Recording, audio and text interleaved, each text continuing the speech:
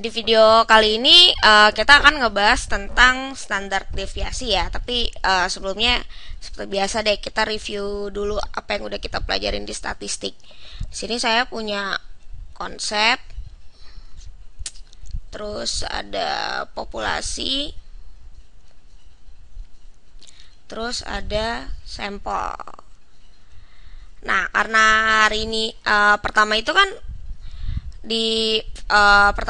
kita belajar tentang ukuran pemusatan kan, yang ada min, median, dan modusnya. Nah, karena sekarang kita mau ngebahas tentang standar deviasi, jadi kita ngebahas minnya aja ya, karena kan min di sini ini akan berhubungan nih dengan standar deviasi. Nah, min ini kan ada min populasi dan min sampel. Nah, min populasi itu kan kemarin kalau kalian masih ingat itu adalah jumlah setiap data dari data pertama sama dengan 1 sampai data ke n, lalu kalian bagi dengan banyaknya data dalam populasi kalian. Terus kalau misalnya min sampel itu kan kemarin adalah banyaknya maksud saya jumlah setiap data dari data pertama sampai data ke n, lalu kalian bagi dengan banyaknya data dalam sampel kalian, dibagi dengan n kecil.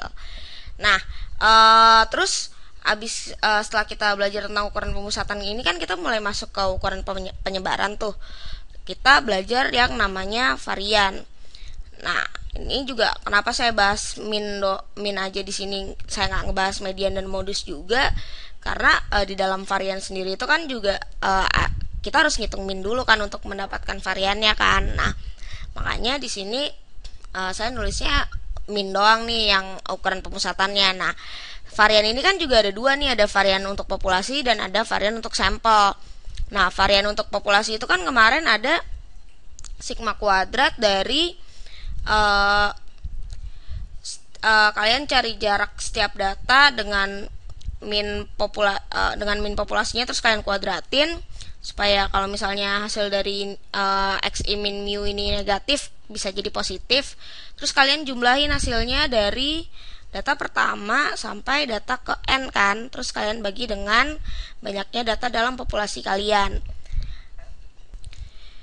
Nah, si varian ini juga punya min sampel nih, varian ini juga punya varian sampel nih, sama seperti min yang punya min populasi dan min sampel. Karena kan kayak yang kita bahas sebelumnya nih, kalian bisa mendekati nilai min atau varian dari populasi ini dengan nilai min atau varian dari sampel.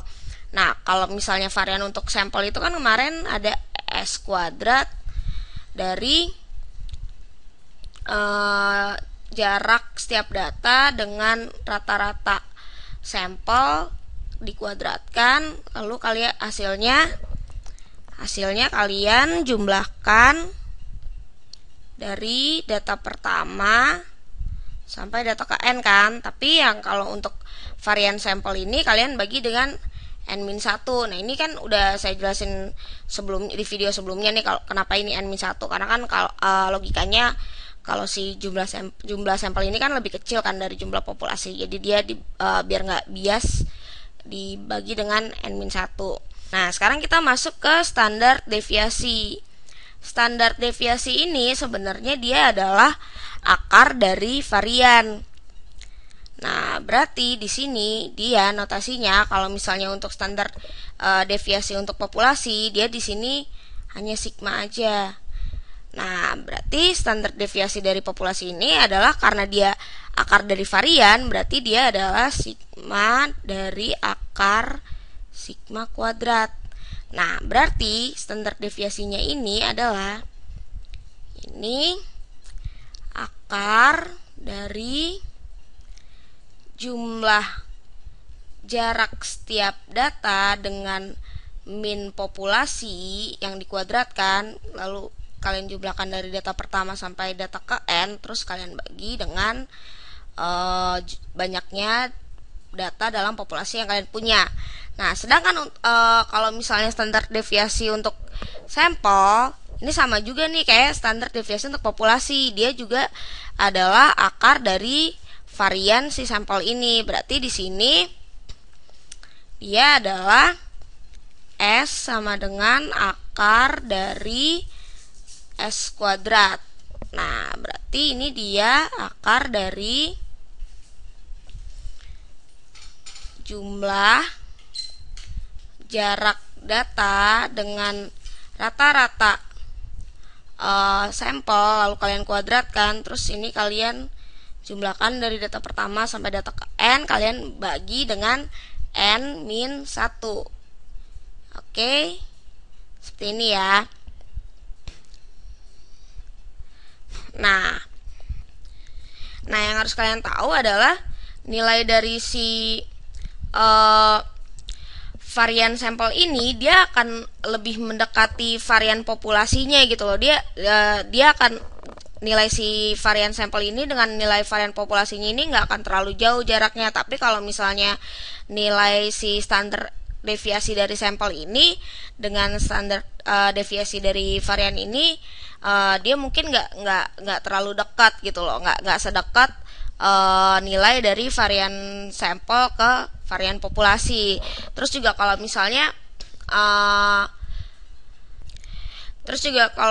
kalian di sini ngitung panjang suatu benda gitu loh, yang satuannya meter. Nah, saat kalian ngitung variannya berarti dia akan satuannya akan jadi meter kuadrat, dan tapi saat kalian menghitung deviasi dari standar deviasinya, satuannya akan jadi meter gitu ya. Nah, sebenarnya sih standar deviasi ini akan lebih kelihatan ya kalau di video selanjutnya nanti akan saya jelasin deh. Si standar deviasi ini akan lebih kelihatan kalau kalian punya model data yang nanti saat dia dibuat kurva, dia akan membentuk kurva yang seperti bel gitu. Tapi itu nanti deh, itu akan kita bahas di video selanjutnya.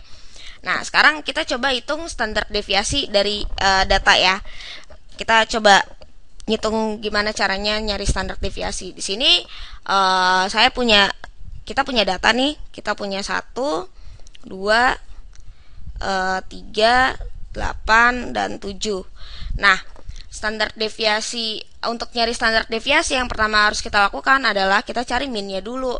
Nah, di sini data ini kita anggap populasi ya, bukan sampel ya. Berarti kita cari min populasinya kan. Berarti jumlah dari setiap data, dari data pertama sampai data ke N dibagi dengan banyaknya data dalam populasi yang kita punya. Berarti di sini min populasinya adalah 1 ditambah 2 tambah 3 ditambah 8 ditambah 7 dibagi banyaknya data dalam populasi 1, 2, 3, 4, 5, berarti dibagi 5. Nah, ini hasilnya adalah 21 dibagi 5, ini berarti 4,2 ya kan. Nah, lalu setelah kita cari minnya, kita cari variannya. Nah, berarti di sini variannya adalah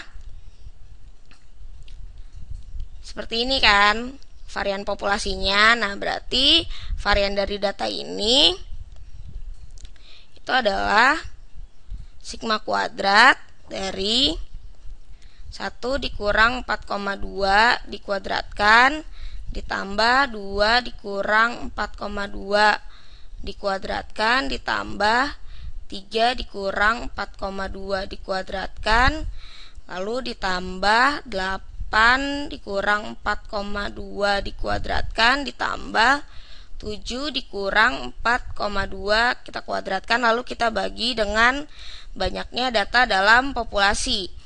Kita bagi dengan 5, berarti kan data kita ada 5 buah. Nah, ini kita hitung pakai kalkulator aja ya. Kita hitung pakai kalkulator nih. 1 dikurang 4,2 dikuadratkan. Di sini saya punya kalkulator.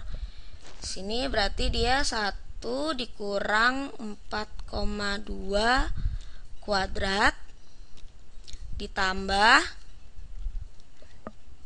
2 dikurang 4,2 kuadrat, 2 dikurang 4,2 kuadrat ditambah 3 dikurang 4,2 kuadrat, 3 dikurang 4,2 kuadrat, lalu ditambah 8 dikurang 4,2 kuadrat, 8 dikurang 4,2 kuadrat, lalu ditambah dengan 7 dikurang 4,2 kuadrat. 7 dikurang 4,2 kuadrat, ya kan?